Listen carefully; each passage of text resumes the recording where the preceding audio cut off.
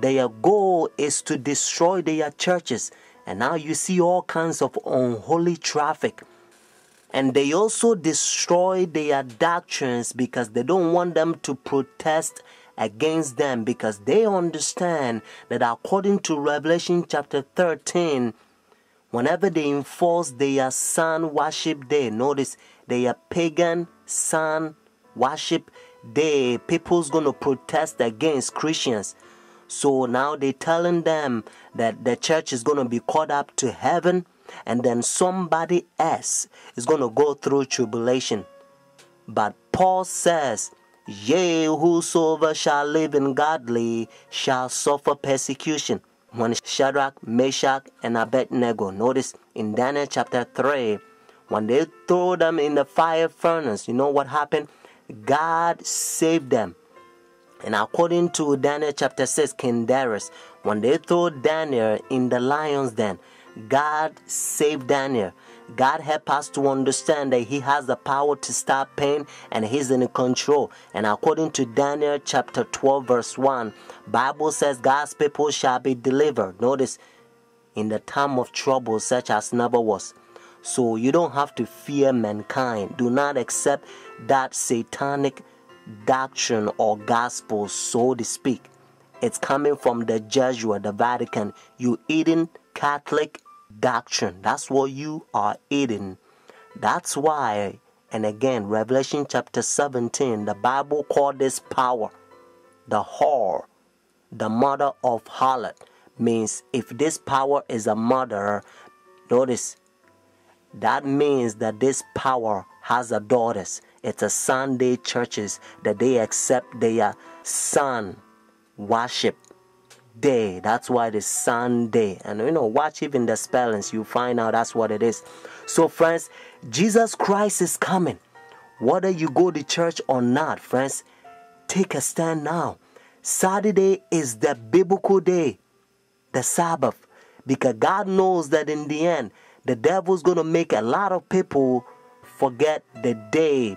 It's the holy day that it proves that He's the one who created heaven and the earth. Friends, that's why He began by saying, remember the Sabbath day to keep it holy. Oh, friends, isn't that sad? Said Jesus, why you call me Lord, Lord, and do not the thing which I said?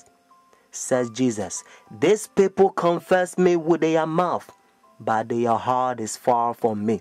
Friends, Bible also help you to understand that Saturday is the Sabbath. One of the way that you can find it is to read the book Luke chapter 23 verses 50 to 56, and also Luke chapter 24 verses 1 to 3.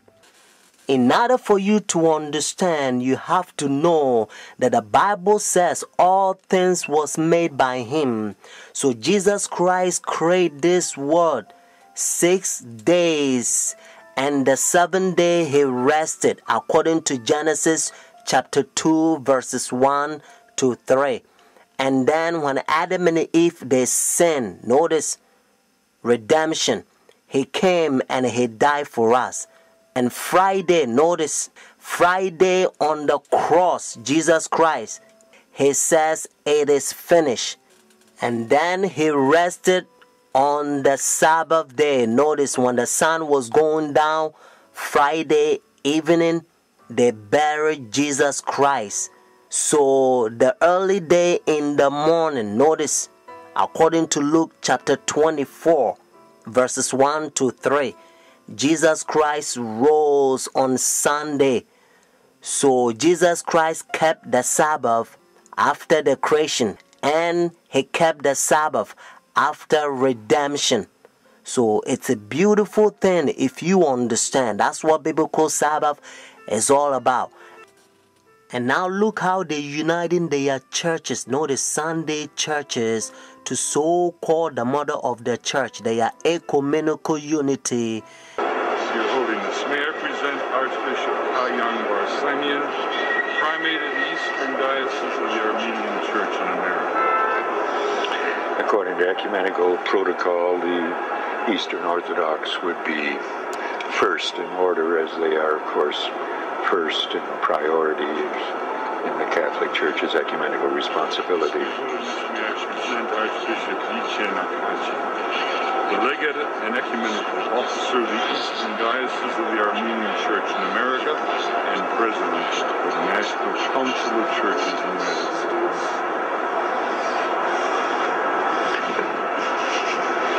Holiness, may I present Reverend Dr. Donald McCoy, representing the presiding Bishop Mark Hansen of the Evangelical Lutheran Church in America. Holiness, may I present Bishop Jeremiah J. Park, Bishop of the New York Annual Conference of the United Methodist Church.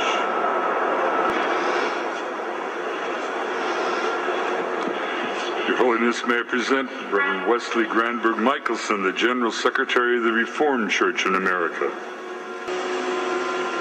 Your Holiness, may I present Reverend Dr. Clifton Kirkpatrick, the stated clerk of the General Assembly of the Presbyterian Church in the United States.